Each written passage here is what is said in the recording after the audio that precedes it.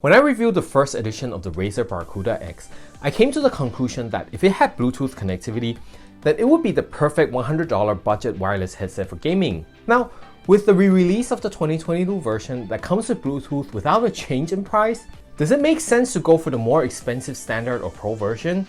And was paying $150 more for all the extra features on the Pro version worth it? Well, in short, if you're currently looking for a wireless gaming headset that has active noise cancellation and is not only great just for gaming across multiple platforms, but also sounds great for everyday media consumption thanks to its built-in amplifier, then these could be the right headset for you. But if you're still unsure like me before I bought these, then watch on, as in today's video, I will be doing a quick unboxing and then sharing my feedback of the $250 Razer Barracuda Pro wireless gaming headset. So, hit that subscribe button and enable notifications if you're new to this channel, and hopefully this video can help you pick the right Barracuda that's most suited for your needs. Sliding out and opening the large box, you're greeted with a slightly big and hard carrying case. But after picking it up, the leatherette used on the case isn't of the best quality out there. It feels a little bit on the thin side and looks prone to fraying and could easily get scratched. I would have preferred it if Razer used a fabric finish, as those finishes tend to last a lot longer.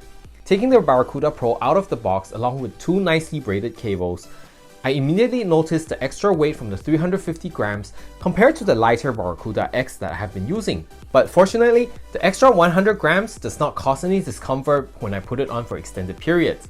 The whole unit is made with a smooth black plastic that has a light sheen to it and is a bit prone to fingerprints and oils. But it was easy to clean off with a quick and simple wet wipe down, so it shouldn't be too big of a problem for anyone. The headset is quite flexible and is also reinforced with an interior stainless steel headband to add to its rigidity and should hold up pretty well. Though I was a little bit disappointed to find that the ear cups still rotate only one side with the inside facing up like it was on the Barracuda X. As for the ear cup paddings, the Barracuda Pro uses memory foam that is a lot softer than the ones on the Barracuda X and is covered with a thin leatherette to give it a premium finish and a very smooth touch that you would find on expensive high-end headphones. They are extremely soft and plush, which feels very nice when it's touching my face, but being leatherette, they do get a little warmer than fabric ear cups. I also want to point out here that even though these ear cups feel really nice, the memory foam inside these ear cups might not be dense or thick enough to provide enough clearance for people with larger ears. With these measurements, my ears do touch the inside of the ear cups, but because there's also a slightly thicker foam inside, my ears don't hurt or notice it's touching something even when used over extended periods. Though this might not be the case for everyone. Now, for the controls on the Barracuda Pro, there are 3 buttons and a volume wheel which keeps the clutter to a minimum and maintaining a minimalistic appearance, which I like. But the downside is that you'll be controlling almost everything with just the power button, which could sometimes lead to complications like accidentally rejecting an incoming call while trying to swap calls. As for what it was like using the Barracuda Pro for the past 6 months, let's start with the 50mm Bio-cellulose Drivers. According to Razer, this Bio-cellulose thingy is just an additional ultra-thin coating on the diaphragm of the drivers, which is supposed to help them produce better clarity and bass. It doesn't make the drivers have a wider frequency response range, but it does make music sound slightly better to me when compared to the Barracuda X or the other Razer flagship headsets. But it's hard to tell if it's the organic coating that makes the Barracuda Pro to sound better or if it's just a marketing gimmick, because there's also a built-in amplifier in the headset.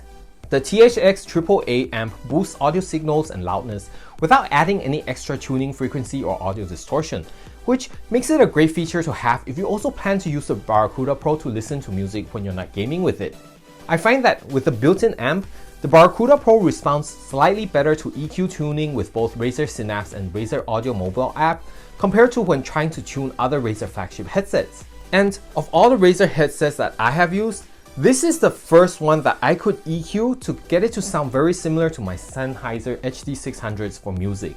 But as for how these two features will benefit gaming or improve your in-game audio, I honestly have to say I'm not sure if they're really must-have features. I mean, I do find that when used with virtual surround software like THX Spatial Audio or Adobe DTS, the 3D audio positioning in games and movies are more accurate compared to the regular Barracuda and the X version. And this could be because the slightly more responsive drivers with the bio-cellulose thingy, but that's just my guess, so don't quote me on that. As for the active noise cancelling feature that's only available on the Barracuda Pro, this could be a helpful feature that will improve your gaming experience. That is, if you update to the latest firmware that fixes the problem where the ANC will make everything sound bad, in addition to making your head feel like it's going to implode.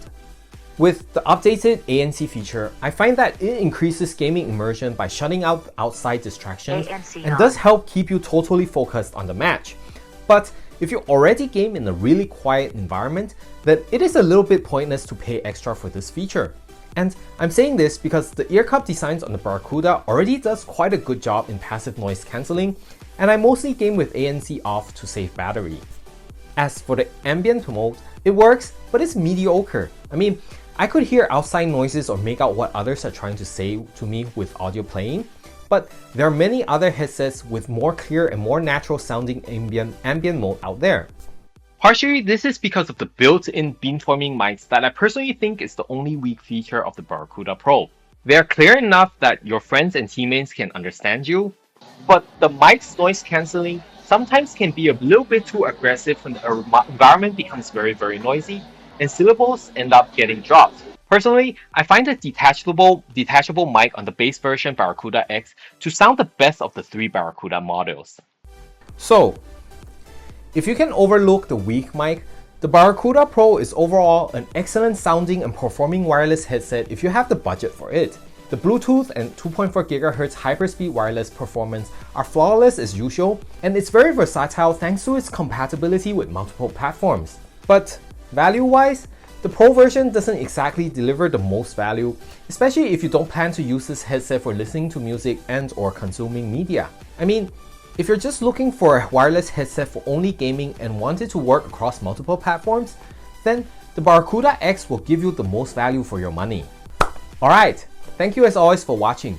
If you want to learn more about the Barracuda X, check out the video review link in the description below, or if you have any questions about the Barracuda Pro, feel free to leave them in the comments below or ask them on my Discord channel. And as always, if you enjoyed today's video, consider hitting that like button as it will help out this channel a lot more than you know it, and I'll see you again in the next video. Ciao!